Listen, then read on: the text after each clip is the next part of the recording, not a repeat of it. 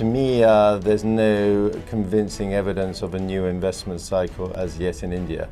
There's a lot of evidence that the economy is in the process of bottoming out, and we're sort of in a plateau-like formation, but in terms of real overt cyclical acceleration, I'm not aware of any clear evidence. In a recent note, you've made a point that the Modi government has not been very open about addressing the problems in PSU banks. Is that the single biggest worry for Indian economy stock markets? PSU banks, they are in a serious disarray. Well, I think the big issue, the big relative negative for the Indian equity market this year has been disappointing earnings relative to expectations. But I think that can partly be explained by the big decline in nominal GDP growth. Because if you look at real GDP growth in India, it's been basically flatlining, but you see a significant decline in nominal GDP growth, which reflects the fall in inflation.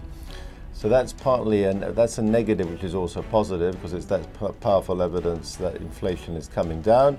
And in my view, that creates big potential for further monetary easing in the next 18 months in India. So to me, that's the big positive for Indian equities, a big potential monetary easing. And clearly, these state-owned banks will need to be recapitalized. And the sooner they're recapitalized, the better the chance you have of a new investment cycle. You've been an India bull. A year from now, if you're interacting on the same forum, will you be super bullish?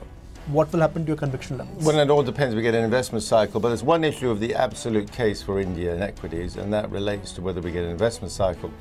There's another issue of the relative case for Indian equities in the context of Asia and emerging markets. And the fact that India is the economy least negatively geared to commodities is a reason by itself to be overweight India, even if nothing good was happening in India. Find us on Facebook at facebook.com/ETNow and don't forget to click the like button. You can also follow us on Twitter at ETNowLive. To stay updated with all our programming, hit the subscribe button on our YouTube channel by logging on to youtube.com/user/ETNow.